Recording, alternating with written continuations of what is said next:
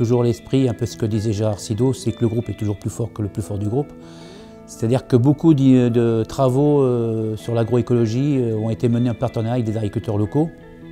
Notamment, vous allez voir le cas ce matin avec l'ensilage de Poix-Févrol. Les essais Poix-Févrol, les semis de Poix-Févrol ont été faits en collaboration avec les chauffeurs de CUMA. Et les agriculteurs, qu'ils soient conventionnels ou bio, sont intéressés. Ça, c'est un premier point. Ensuite, depuis l'adhésion à l'Action 16, l'exploitation s'est reconvertie en agriculture biologique. Et donc, de ce fait, on a travaillé avec le groupement d'agriculture biologique, la Chambre d'agriculture, et puis Agronat sur quelques essais.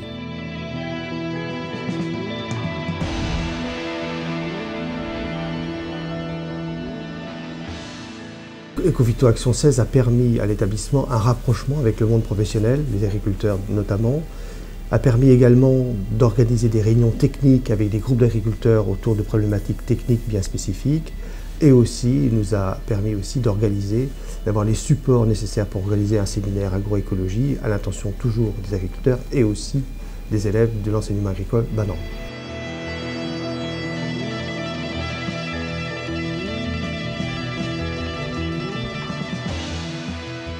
On fait le tour de chaque exploitation des agriculteurs qui ont des initiatives et après ça permet d'échanger et d'avoir un compte rendu en fin d'année. Et c'est aussi un impact non négligeable de transfert vers les apprenants, vers les collègues et vers les agriculteurs.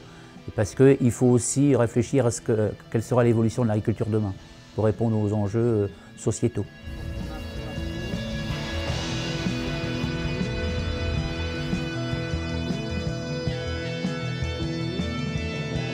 Dès le départ, on a souhaité que Ecophyto, en fait, ce soit un moyen aussi pour nous d'être en lien direct avec les partenaires professionnels du territoire.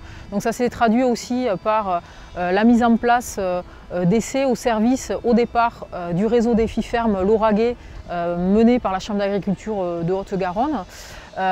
Progressivement, on est allé vers un partenariat plus poussé avec l'INRA de Toulouse-Hauteville, avec la mise en place d'un essai système zéro pesticide dans le cadre du défi XP Réseau Pest.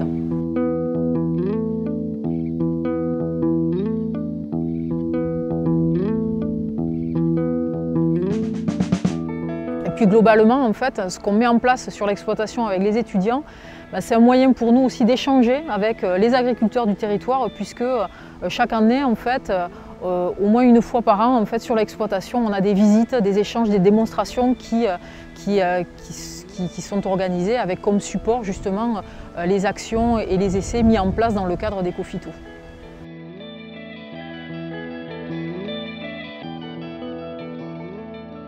Dès qu'on a construit le projet avec les étudiants de BTS APV sur des mises en situation professionnelle, il fallait se tourner vers le territoire. Et se tourner vers les territoires, ça veut dire se tourner vers les partenaires alors, régionaux et locaux. Donc dans ces partenaires-là, initialement, comme on rentrait dans l'action 16 Ecophyto, on s'est tourné vers les fermes Ecophyto, donc en partenariat notamment avec la Chambre d'agriculture du 31 dans le réseau Défi Ferme Lauragais, et aussi Calisol dans le réseau Défi Ferme en coopérative du Tarn-et-Garonne. Alors on a conçu vraiment le projet, non pas pour qu'il soit un modèle, mais qu'il puisse être un outil à la fois pour les étudiants qui sont en formation et qui sont en interaction avec les agriculteurs, les conseillers du territoire via les partenariats que l'on a, pour que ce soit un outil au service du changement de pratique. Voilà.